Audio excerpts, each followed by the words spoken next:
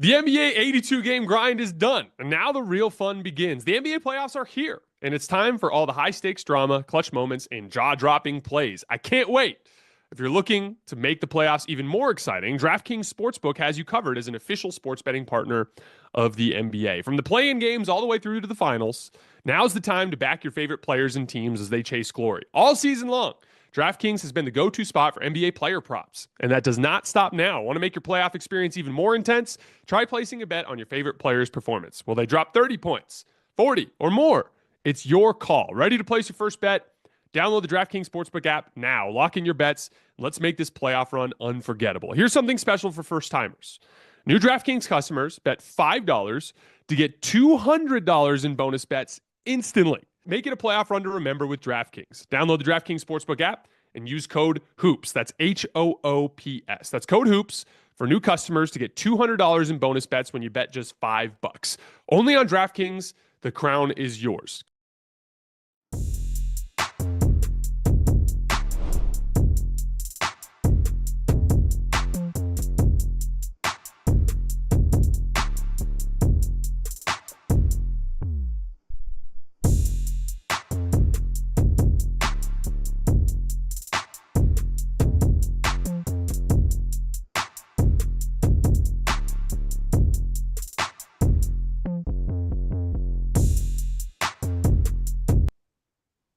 All right, welcome to Hoops Tonight here at The Volume. Happy Thursday, everybody. Hope all of you guys are having a great night. We've got a quick show for you guys tonight. We're going to get a few minutes to break down what happened in that Game 6 in Los Angeles as the Clippers extend the series with a dominant defensive third quarter. That's going to extend this to a Saturday night in Denver for all of the marbles. And then in the second half of the show, the New York Knicks followed the familiar pattern of the rest of their first-round series with the Pistons, these crazy back-and-forth games that inevitably come down to crunch time sequences where the Knicks just throughout this series have demonstrated their maturity and their experience in that situation as they dispatch of the Pistons. We're going to talk a little bit about the Pistons' big picture. We're going to talk a little bit about the Knicks and them moving forward into the Celtics series. Then at the tail end of the show, we're going to do about 10 minutes of mailbag questions for you guys in the chat. Remember, just subscribe to our channel, drop questions in the chat. We'll get to them at the tail end of the show. No mailback or no playback tonight. Excuse me. We are going to be back on playback tomorrow night after the final buzzer of Game 6 of the Warriors-Rockets series. So if you're not set up on playback yet, make sure you guys get over there and follow the Hoops Tonight channel. We'll be back over there for some film and getting you guys up on stage to talk some hoops with us tomorrow night. You guys know the drill. Before we get started, subscribe to the Hoops Tonight YouTube channel so you don't miss any more of our videos. Follow me on Twitter at _JasonLT so you guys don't miss show announcements. Don't forget about our podcast feed, wherever you get your podcasts under Hoops Tonight. It's also super helpful if you leave a rating and a review on that front. Jackson's doing great work on our social media feeds. Follow us on Twitter, Instagram, and Facebook. And last but not least, keep dropping those mailbag questions for the chat at the tail end of the show. All right, let's talk some basketball. So on playback last night, we had it over there after the live show, and we had some of our supporters over the years come on and talk some hoops with us. We talked a lot about the concept of creating advantages in the half court, and specifically with a guy like Luka Doncic in the Lakers series, and how I thought one of the primary kind of turning points, one of the primary fulcrums of the series was Jaden McDaniels held up so much better on an island against Luka, and all of the other defenders in action held up so well against Luka that the Lakers weren't able to get the defense into rotation very often, and that just made everything very difficult. And for all the talk about their ability to handle Minnesota's athleticism, they couldn't score. But they couldn't score because at the very top, they couldn't create advantages. And I thought we saw a very interesting juxtaposition of the difference between the Los Angeles Clippers when James Harden is doing that job of creating those initial advantages versus when he's not, like he did in Game 5. And in many ways, it's frustrating because we know he's capable of this level of advantage creation. You just don't know if he's going to bring it on any given night. We don't know if he's going to bring it in Game 7. It reminds me of the Sixers series in Boston a couple years ago, if you guys remember, where in a couple of games in that series, James Harden was just absolutely unbelievable in wins. But then in the other games, he just wasn't able to replicate that. To me, it just starts with a level of intensity on the ball. Like in his ISOs, with his willingness and ability to get down and make that explosive move to beat that first man off the dribble. And if he succumbs to the ball pressure and gets passive and all of his drives get flattened out, all of a sudden his impact tanks. Tonight, I thought James Harden did an absolutely amazing job of picking on specifically Jamal Murray in ISO situations and getting dribble penetration on him and getting downhill and pick and roll. All of this stuff is connected. You want to know how James Harden starts getting good separation on his step back three? It comes from his ability to get dribble penetration. You want to know how you get Norman Powell in rhythm? You get him a bunch of really high quality closeout opportunities or transition opportunities, which come off their defense, which we'll talk about in a minute. But those closeouts, they come from advantage creation. That's how you generate the three-point volume they did tonight. In the last two losses, they failed to generate over 30 threes. Tonight, they generated 39 threes. They didn't shoot particularly well, but they generated a ton of these situations where the defenders were chasing them off the three-point line with an advantage. That three-point volume is an indicator of the dribble penetration that they were getting. And then on the defensive end of the floor, it all started with Zubats and him just doing an unbelievable individual job on Nikola Jokic. In the third quarter in particular, but the entire second half, Zoo was fantastic on specifically guarding Jokic on an island. Jokic was trying really hard on his post-ups to swing across the lane, and Zoo was just sliding with him, and as Jokic was going for that scoop, he would just reach around the side and block him. He got him going both ways with that in the fourth quarter, once going to his left hand, once going to his right hand. He was trying to drive closeouts off the top of the key and really pound into that left shoulder spin move, and Zoo was just absorbing that contact. Zoo was fantastic preventing Jokic from dislodging his base. That's the battle against Jokic. You have to win the battle on the ground. He's going to chop his feet. He's going to bump you a bunch of times. And if you don't have your base set, he'll dislodge you, and he's going to get to where he wants for a high-quality shot. Zoo won that battle tonight in the second half. The refs were letting him be physical. Jokic was bringing the physicality right back. It was an old-fashioned big man battle, and I thought Zoo held up really well. And in general, the Clippers were way more physical in the paint than they've been defensively over the course of this last stretch of the series. Like on Jokic's rolls to the rim, they were just swarming him and being physical and attacking the basketball. Gordon's post-ups. Aaron Gordon had a lot of success early in the game attacking Chris Dunn in the post. They did a much better job getting Aaron Gordon's size mismatch post-ups under control. They held Denver's offense under control, and that allowed them to build the necessary margin they needed to avoid a clutch situation. And if they end up in clutch situations with this surgical Nuggets team, it's just going to be too difficult. And I thought they just did the job they needed to do tonight. On the Denver front, I just thought Jokic had an awful third quarter by his standards on offense. And this Nuggets team really needs to score because that's their elite trait that they bring to a series. It's really hard for them to get enough stops to hold up under that sort of scoring drought. They had 22 points in the third quarter, and that was with Christian Brown hitting a couple of bombs before the end of the quarter. That they could not score in that quarter. Ultimately, Game 7 is going to come down to which team can reach closer to their ceiling. Steve Jones Jr. used to work for a couple NBA teams. He does excellent work with Nekias Duncan on the Dunker Spot podcast. He tweeted out today about a quote from JB Bickerstaff in a timeout, where JB said something along the lines of like, hey, we know what they're going to do now. It's just about executing.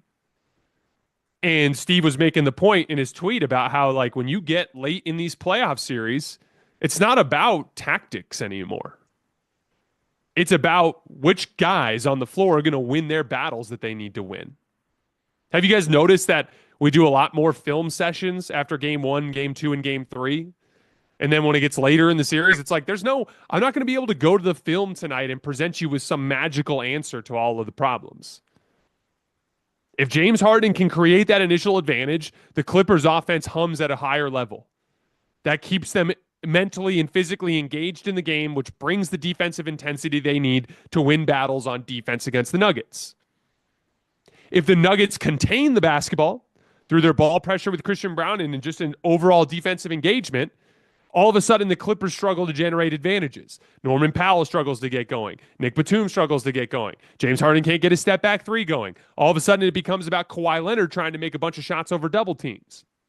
All of a sudden, their defense loses some energy. The Nuggets start picking them apart.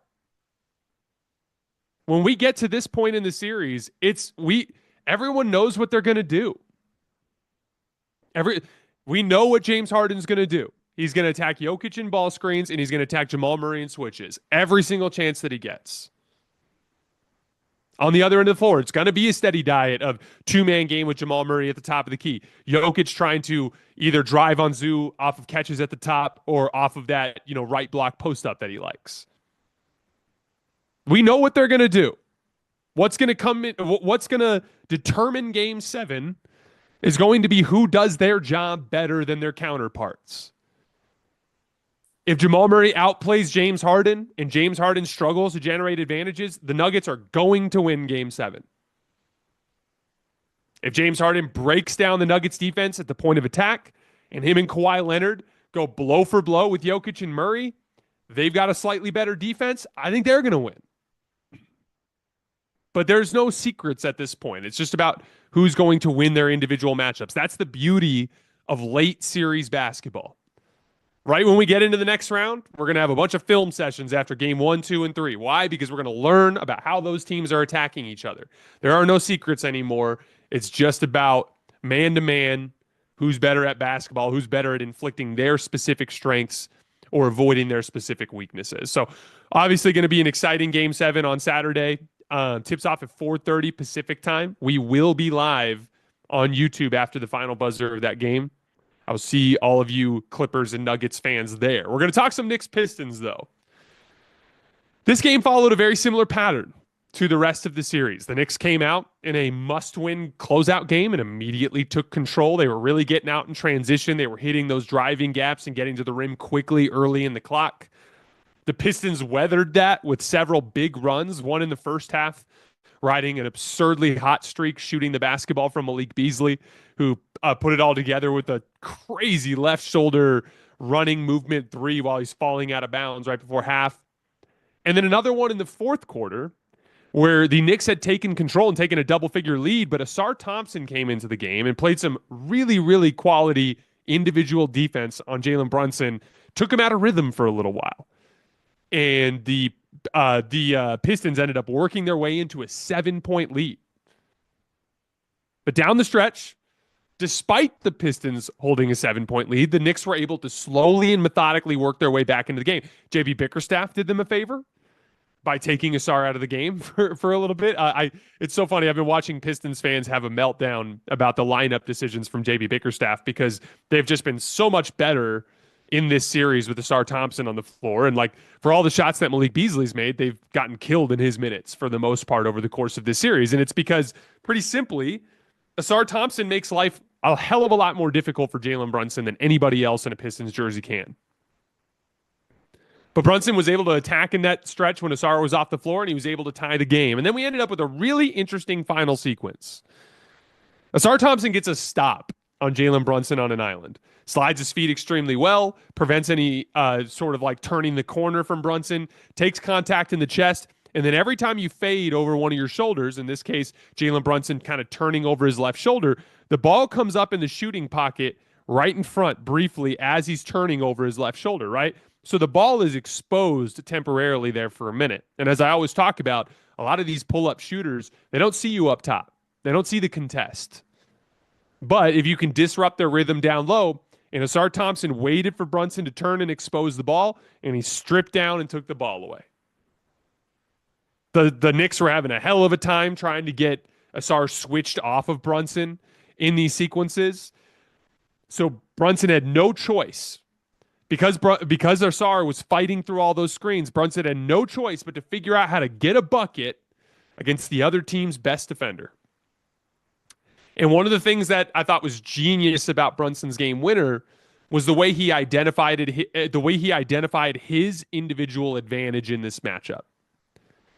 The individual advantage that Jalen Brunson has in this matchup against Ausar Thompson is he has a lower center of gravity, and he's pretty fucking strong for how big he is. So what does he do?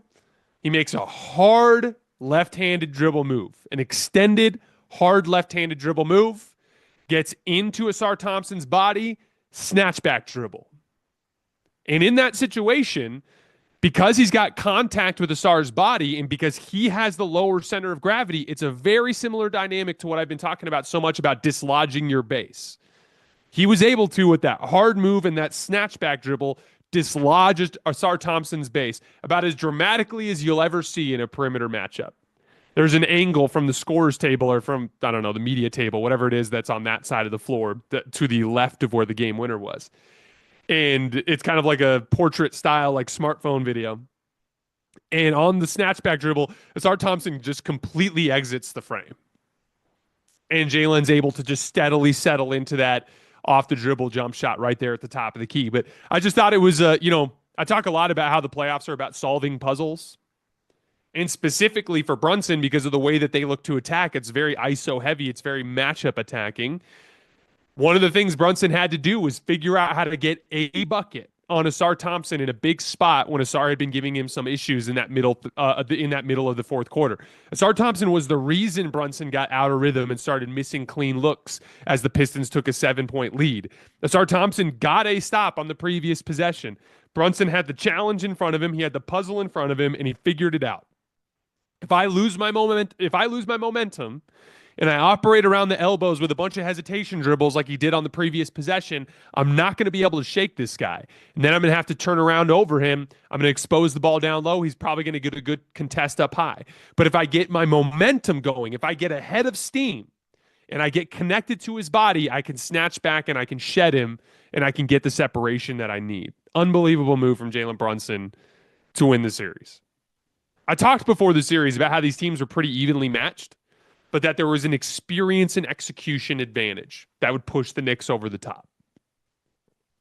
I thought it was evident at the start of the series with the way Brunson was attacking Tobias Harris and finding a matchup that he liked while Cade was like having these zero pass possessions attacking OG Anunoby.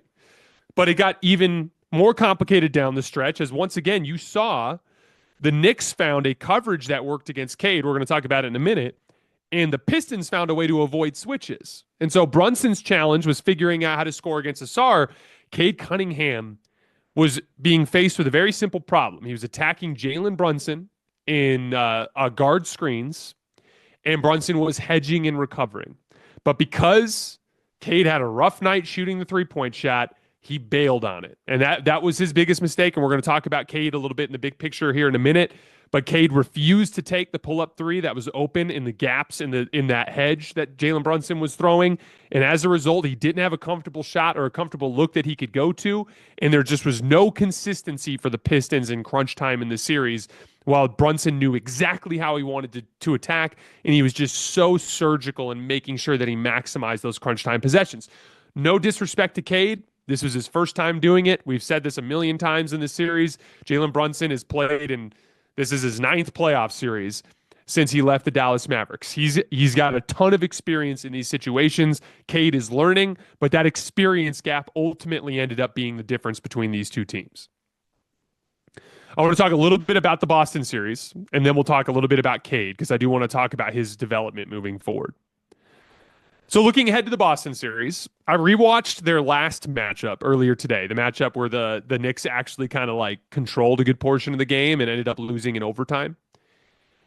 You can see what the Knicks' best options are on both ends of the floor. The Knicks approached that game with a very high level of intensity because they so desperately needed a signature win in a season that was just utterly devoid of signature wins. And you found some things. Jalen Brunson was able to get some advantages attacking Kristaps Porzingis in action. He definitely likes his ISO matchups against Derek White more than Drew Holiday. Drew Holiday does a really good job on him, but Derek White even, it's not a great option there. Derek White just gets such great contests on pull-up jump shots. But he can get good stuff against Porzingis, and I think he can get some good stuff against Horford. Although Horford wasn't on the floor down the stretch in this particular game. On the other end of the floor, though, it's a steady diet of the Celtics looking to attack Cat and Jalen Brunson in action. Now, one of the things that I noticed, instead of just running their hedge and recover scheme, one of the things that they were doing down the stretch that allowed them to have some success is what's called peel switching. It's a very different kind of switching than normal switching. So in normal switching, guy comes up to set a screen, you just pass him off, right? The other guy closes out, he takes the matchup, the guy who's guarding the ball sinks underneath the screener to prevent him from getting a slip into the back line, and then you just play contain the ball basketball. One of the things they were doing against Boston down the stretch in that overtime game was peel-off switching. What that means is the guy's guarding the ball actually chases the man over the top.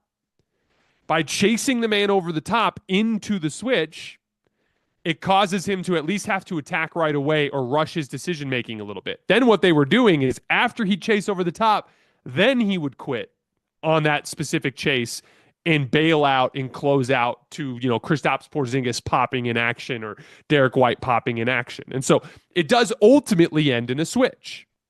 And in those situations, it's going to come down to Cat holding up against a Derek White like he had to down the stretch in that game, or Jalen Brunson having to hold up against one of the Jays. The Celtics also found a way to attack that by dragging out the screening action. Tatum had a really good one where he generated a clean look for Derek White at the top of the key, where he just attacked downhill fast so that as I believe it was OG Anunoby tried to peel off, he was so far away that it was too long of a closeout. They ended up having to close out from the weak side. And so there are still openings that the Celtics can find there. But ultimately, the Knicks' best opportunity to keep themselves out of rotation is to switch, regardless of whether it's a peel switch or more of a traditional switch. But that's going to be the thing that I noticed on film that's going to end up playing a big role in this series is, can Jalen Brunson do a better job of attacking Porzingis and Horford in screening action than the Jays on the other end of the floor, or Derek White as well, if he's involved, can attack Karl Anthony Towns and Jalen Brunson in screening action? That's going to be the series. The margin for error for New York is just so incredibly thin. Every Knick is going to have to play to the absolute peak of their ability. I'm going to hold off on making a pick until tomorrow morning.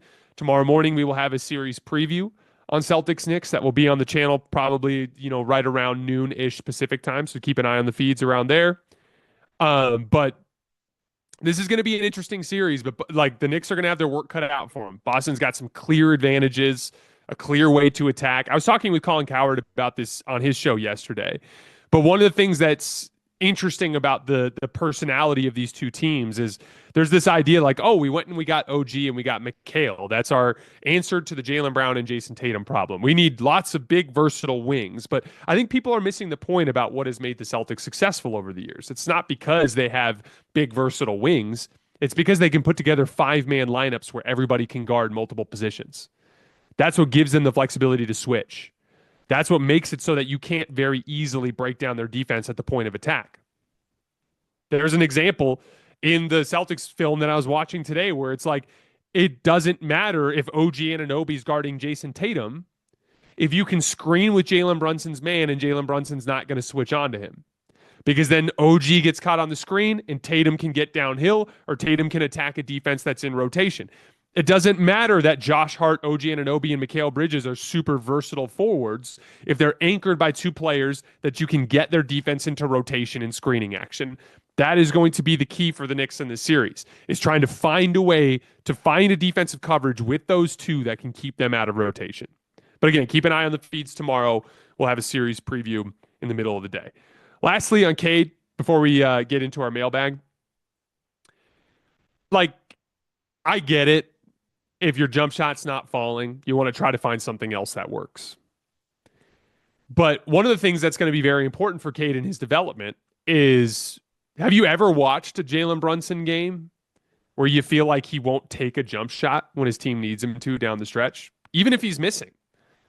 We'll see games this year where Brunson is, 5 for 19, but he'll take and make 3 big jump shots down the stretch.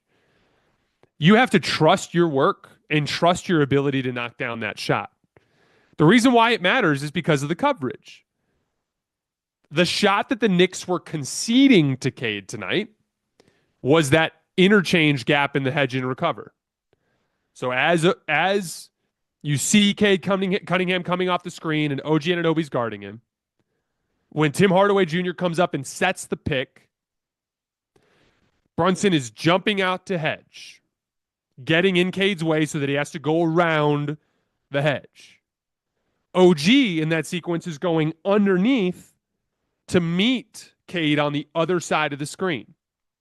So as Brunson is bailing on the hedge and as OG is coming back up to meet on the other side, there was a clear gap where Cade was looking at the rim in a high hesitation dribble and wouldn't take the shot. And ultimately, the reason why they lost this game down the stretch is they didn't score a single time. They didn't make a bucket after they took that 7-point lead. One bucket, you're sending this to game 7. And so with Cade, you need to come down to a series of very basic moves that you can go to in isolation situations and basic coverage beating shots that you cannot bail on. That pull-up three absolutely has to be a shot that you trust when you need to take it, because you might have to take it because of a coverage in a specific situation late in the game. We know with Jalen Brunson, he likes to fade over his left shoulder. He likes to step back to his right, kind of shooting over his left shoulder. And then he likes to set himself up like he's going to go off of a screen with his right hand, and then hard right to left crossover to try to get downhill to reject a screen. Those are like the three main go-to kind of things you're going to see from Brunson down the stretch. He's gotten incredibly good at those moves. If he gets to those moves, he's going to hit them about 50% of the time on his jump shots, and he's going to get to the foul line or get something decent at the rim at a pretty high rate on his drives. He has these dependable, rock-solid, we're stuck in the half court, it's tied, there's 5 minutes left types of moves. That's the type of reliability that Cade needs to build out in specific parts of his shot making late in games. He took and made like a little left shoulder fade over OG Anunoby in the post. That was the only jump shot that he was willing to take in that stretch. Okay, let's say that that's one of your moves. You need to rep it out so that you have this left shoulder fade that at any given moment, if your team needs a bucket, oh shit, let's pretend you're dealing with an Asar Thompson lookalike on the other team. I can't get Asar Thompson off me. What am I going to do? I got to find a way to score on this guy. And there's just a little bit of a passivity that we saw from Cade, from a little bit of a lack of trust in what he could do in those situations down the stretch. I thought it reflected throughout this series. There was no real consistency in the way that Cade looked to attack down the stretch. And so, again, I'm not being critical of Cade. I'm just talking about his long-term development. This is the piece that's missing for him, that when he adds, he can take this team to another level. He was, as you can see, this Pistons team is closer to being able to make a deeper playoff run than we originally thought. And Cade's development is going to be the thing that pushes them over the top in that regard. All right, Jackson, let's do about 10 minutes of questions. How does that sound? Let's do some questions. We're going to do a couple from the first game, or the Clippers game, and then we'll do a couple from the other game and go from there. First one, Nick Batum was huge in tonight's game. He started the second half, obviously, in place of Chris Dunn. He also took Ben Simmons' sort of rotation minutes, and he was awesome on both ends of the court. How can the Nuggets try and solve this problem in Game 7? Containing the ball. It's that simple. This is something that you see all over the place. I mean, it was so funny when I saw JB Bickerstaff in his when the Knicks took their double-digit lead. There was another timeout audio clip of JB saying, like, we got to control the ball. We can't. And it was during that stretch when Cam Payne was just eviscerating Malik Beasley. And that's ultimately what it comes down to. Like, if you contain the ball, help defense doesn't have to overreact. If help defense doesn't have to overreact, the kick-out reads aren't as clean. If the kick-out reads aren't as clean, the advantages aren't there. The ball gets stagnant. It turns into tossing the ball to your star with 5 or 6 seconds left on the shot clock. And like Nick Batum, there was a lot of Nick Batum alongside Norman Powell, which I thought was very interesting tonight in terms of just floor spacing, like basically situating themselves in a way where there's just these two knockdown 3-point shooters on the floor that are playing off ball that just creates a lot of space for James Harden to look to attack. But again, if Christian Braun can apply better ball pressure on James Harden and flatten out those drives a bit, that will prevent the closeout opportunities that he can capitalize on. And Nick Batum has always just been an underrated defensive player. But like, if you can get the best of both worlds, if you can get an athlete that's covering ground and, doing stuff to disrupt people around the rim the way Ben Simmons can, while also providing you with shooting on the other end of the floor, I mean, you're getting 2 players in one there. Yeah, and I think Batum also in addition to the physical defensive tools he has, you saw in some of those deflections he had late is super high IQ. He Oh yeah. knows that Nuggets where they're looking to go in their 2-man game, the kind of reads that Jamal is making and where he tries to bail out if he's getting double teamed. I think he had 2 or 3 big deflections late, and his smarts are on display. This is a great point, Jackson. Like, I feel like at least half the job on defense is the mental side. Like, yeah. if you're a great athlete, but you can't read what the progression is that's taking place, then you're going to struggle on defense. So, for instance, like you made a great point. Like, if you're running the 2-man game with Murray and Jokic and he catches in the pocket, you know that when the low man steps up, Aaron Gordon's going to be kind of sidling in along the baseline, and Michael Porter Jr. is going to be sliding down to the corner.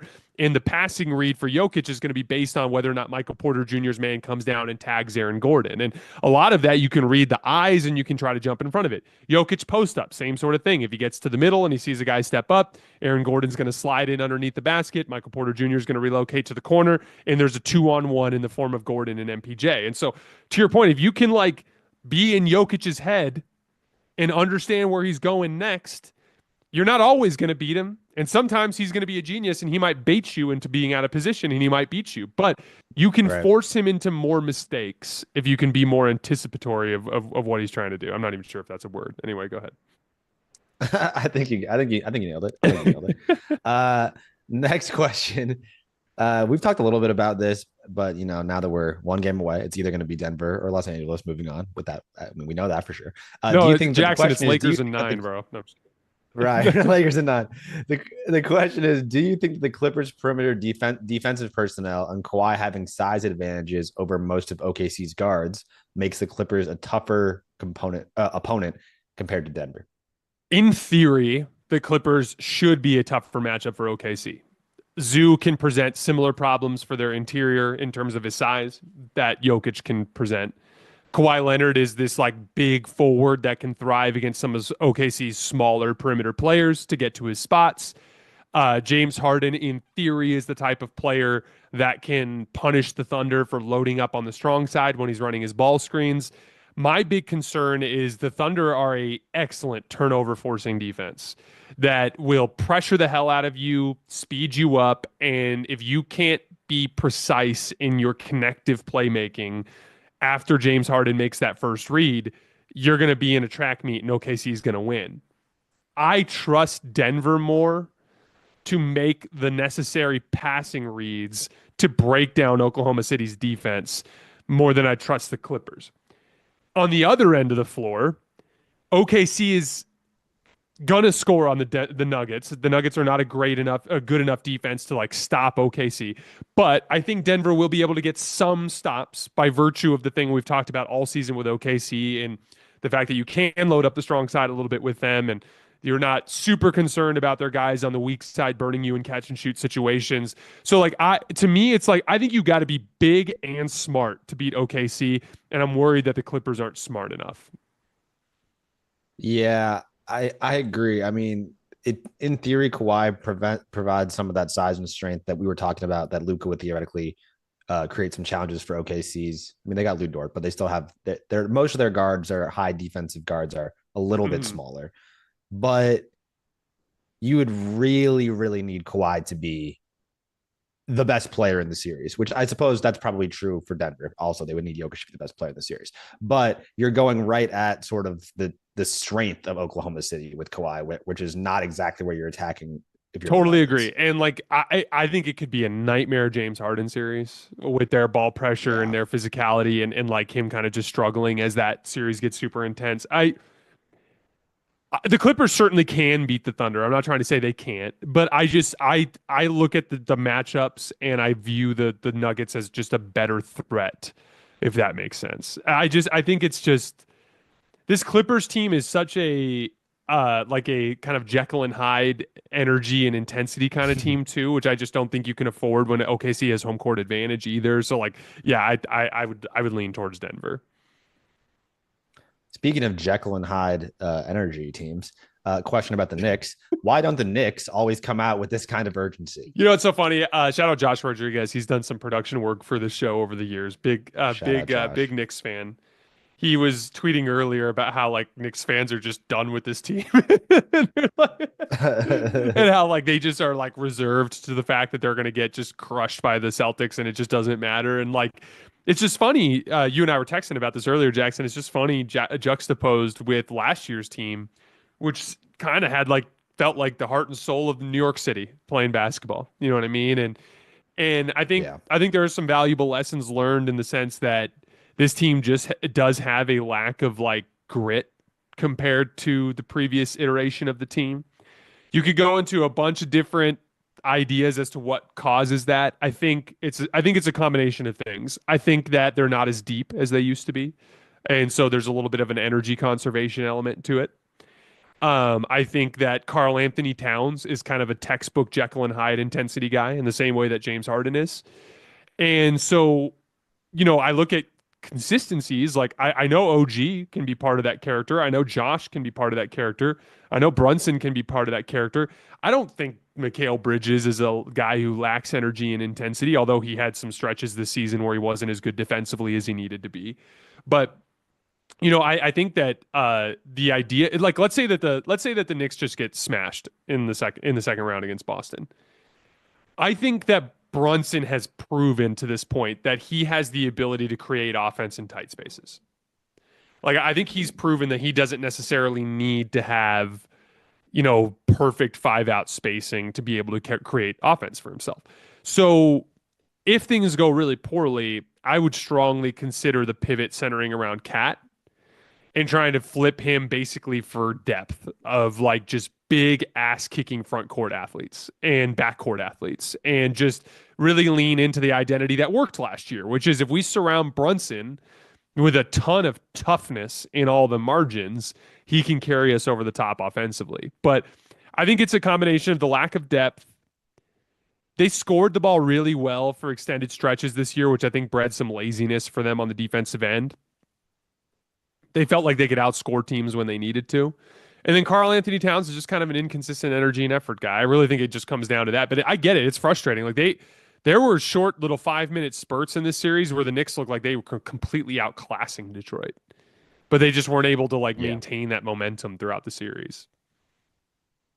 Yeah, it is weird how a Tom Thibodeau coach team is so offense dependent. And it feels like they really struggle to get big stops. I mean, it helps that the Pistons are a young team with not that many playmakers, but it really does feel like the Knicks struggle on the defensive end when they do. Yeah, it's been kind of like the story of the season is like last year they weren't a statistically great defense either, but they were a good playoff defense and they were able to cause some real problems. And I think we underestimate too just how much Isaiah Hartenstein was part of the heart and soul of this team as just like another one of those ass kicking front court players. But that to me is the key in terms of like if you're going to take a lesson from this year, it's that there's a identity that worked that you lost. You brought in talent, but you lost identity in the process.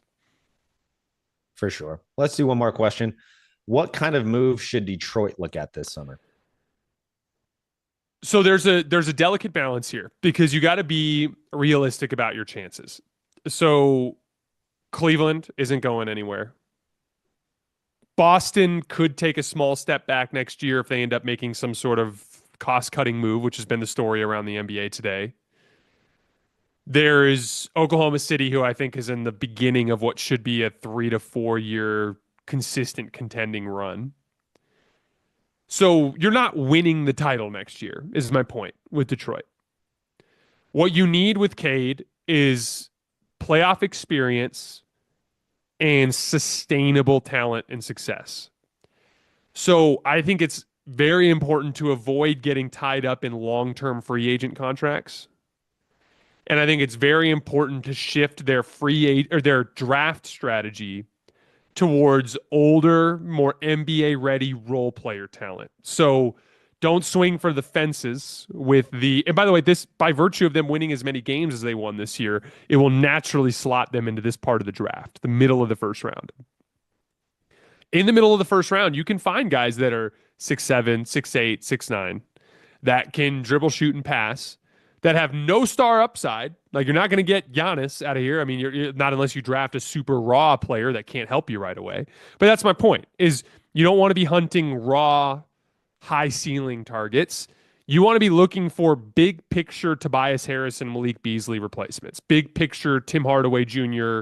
types of replacements. What that means is guys that can play off the ball, that weak side scoring forward archetype, a guard that can set ghost screens for Cade and slip out of it and shoot threes, but that can also defend at the point of attack on the other end of the floor. They need to be targeting older, NBA ready role player talent in the draft, avoiding sabotaging yourself for free agency. If you do something stupid, like trade a bunch of draft picks for a player that makes you not as good as Cleveland, Boston, or OKC, that's where you end up in trouble. If you make some sort of trade, it needs to be for a bona fide, like, top 15 player in the NBA. If that's not there, you don't need to be blowing a bunch of money in free agency. You don't need to be blowing a bunch of money tying yourself up on the cap sheet. Well, how do you feel about the Pistons moving forward, Jackson? Yeah, I think you make a good point. There were some people in the chat talking about should they try to go after Devin Booker, and I'm not sure the Suns are trading Devin Booker, but that's probably the if they're going to make a move, it's got to be someone of that. He'd be caliber, the bottom someone who can of what I'd consider. Yeah, right. And I think the comment was partially due to the fact that he showed in the Team USA over the summer that he has a willingness and ability to be a secondary star, be a not that he's a stopper, but be a sort of a high effort defender as opposed to just having to be the heliocentric center of an offense. So I think stylistically, I definitely understand the fit, but it can't be anybody worse than that. If you can't, to your point, ship off a bunch of draft picks for someone worse. And Jaden Ivey's development is going to be key. I mean, like you saw with Dennis Schroeder, with the value of a guard that can defend, but that can also generate dribble penetration, run second side action. Jaden showed some pop as a spot up shooter this year that he didn't show in the past. So like a lot of it too is going to come down to Jaden Ivey's development. And like, again, you're better off finding out what Jaden's capable of by investing in that and maintaining flexibility than you are tying yourself up. Yeah. You don't want to pull early LeBron Cavs. Like he's the perfect example of what this looks like. If you get impatient, and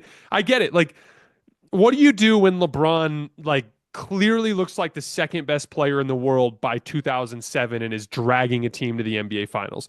Like, of course you're going to think like we got to do something urgent, but that's what they did. They went after a Mo Williams. They made these aggressive moves for Antoine Jameson and signing Shaquille O'Neal. They made these like urgent win now types of moves that handcuffed their ability to build sustainably around LeBron. And that's the key. You've got a guy.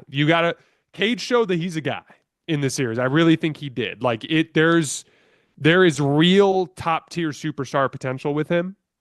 It just needs to be, this is not Wemby where it's like, oh, like we legitimately can contend for a championship right away because he's the anchor for an all-time great defense potentially. And like Wemby, I feel a little bit more urgency, but with Cade, I think you want to play the slow game. I think you want to play the long game. Yeah. All right, guys, that's all we have for tonight. As mentioned, tomorrow night, not tonight, tomorrow night, we are going to be going over to playback after the final part of this YouTube live show. But we are going to be back tomorrow morning with a series preview on Celtics Knicks.